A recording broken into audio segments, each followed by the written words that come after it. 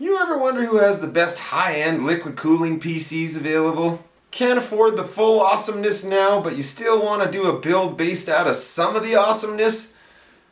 Well, Singularity Computers has got you covered, and this video is for you if you've answered yes to any of those things. So sit back, get comfy, and we'll get right into it. Alright, so as you can see here, if you Google search Singularity PC, this will come up. Singularity Computers, high performance custom built gaming computers. This is the correct website here. Once you get into their website, you will see this is what I found. This is the distribution plate for my computer that's specific to the NZXT H9 Elite. And as you can see here, you can get your pump options in black or silver. I went with the black on that. Shipping for this product was great. Comes from Australia. Really came quickly. I had a few questions. I emailed them. They emailed me back promptly. Like, we're talking almost scary fast. So I would definitely order from them again. What I will do right now is just show you briefly some of the other options that they have for distribution plates here, because this is not the only one. So let's just go show 24. I think that kicks me onto page 1. Yep, there we go. So as you can see here, there are many options, right? So I'm not going to read them all, but there's the Corsair products, there's Fractal, there's iWin, many iWins. Lee & Lee seems to be the real dominant force here. There's lots of Lee & Lee stuff, which is actually probably what I should have bought instead of the NZXT's H9 Elite, just because the availability of aftermarket stuff. And I think the build quality is maybe a bit better in Lee & Lee, maybe a bit better than a bit. But as you can see, there's stuff for Fantex, there's all sorts of stuff that can turn your everyday PC into a custom distro plate or custom PC for you, if this is your thing. And if you're probably watching this, this probably is your thing. So yeah, there's some options. You don't have to spend the crazy amounts of money and buy their computers, which I think is justified. Their PCs are awesome. We will go basically just right here briefly. I apologize in advance for showing some of this stuff, but let's just go really quick in here with their cases. This is where, for me, oh my God, I love this stuff.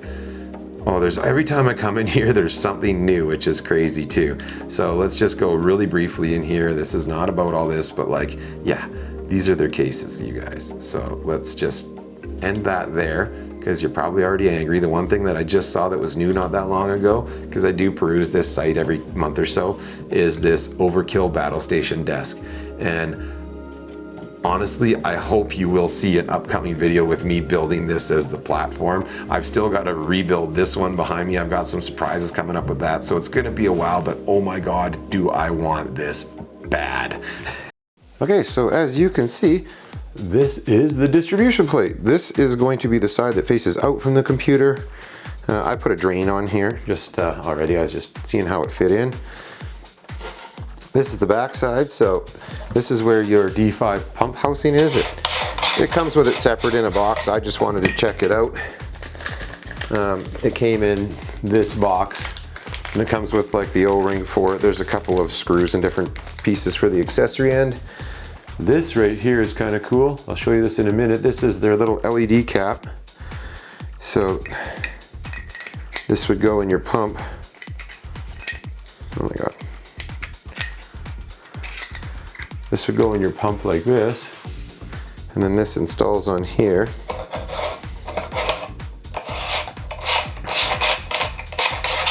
There's also a strip of LED lights in here. I may replace that with ultraviolet lights. I'm not really too sure yet. So as you can see, there is a plug here, which I suppose you could use for a second out. It's intended to be a drain, but if you look on the front side, there actually is a drain and a fill station on the front, which I think is pretty cool. So when we go back around to the back here, you technically then have, I guess, 2 ins and 2 outs if you wanted to run it that way off of a single pump. Okay, and then this one, I have it configured for a 3-pin RGB, as well as this one is configured into a 3-pin RGB. You just basically pop it up. To get this apart is actually quite easy. There's 3 little screws. So there's 3 of these on top of here. I've removed a couple of these, as you know, I believe in staying out of your shop for starters. but there is 3 screws that you got to flip this case upside down and pull out of the bottom. They're the same. Oh wait, I think these ones maybe need to go too. I put a bunch of them back and I just remember thinking I don't want to bother putting them back in from the bottom because that was a pain in the butt. So it is very simple though. You will see them. There is 3 of them. They're the only 3 on that side by the glass. So I believe that that now is loose.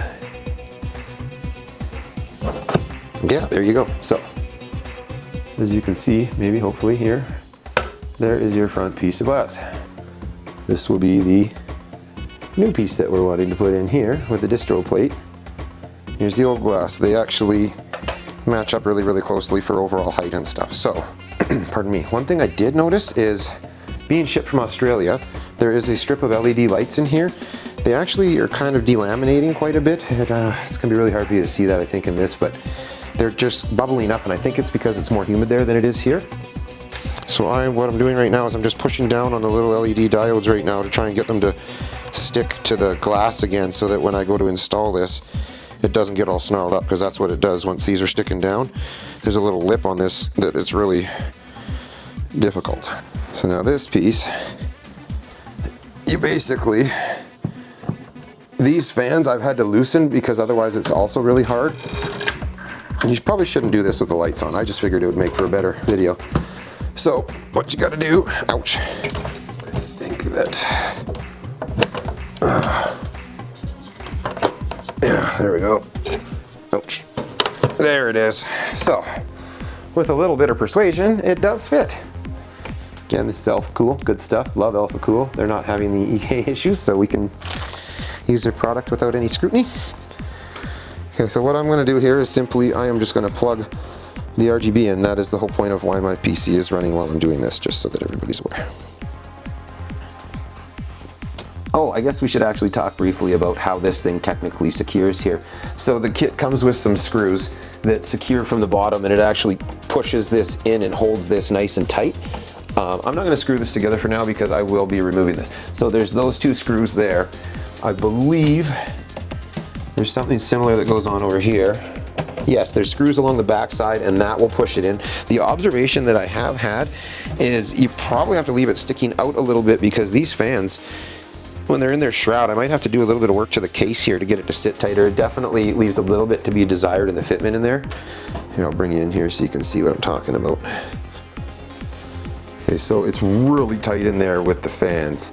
And you would definitely need to remove this radiator first in order to put the screws in, because the screws are, you can sort of see it right there. There's a screw, and then it pushes in against the chassis. When it does that, you'll look from up here, the screws will push in against the chassis, and it should suck this, oh, I just pushed the off button. It should suck this tight here, right? And then same with on the bottom.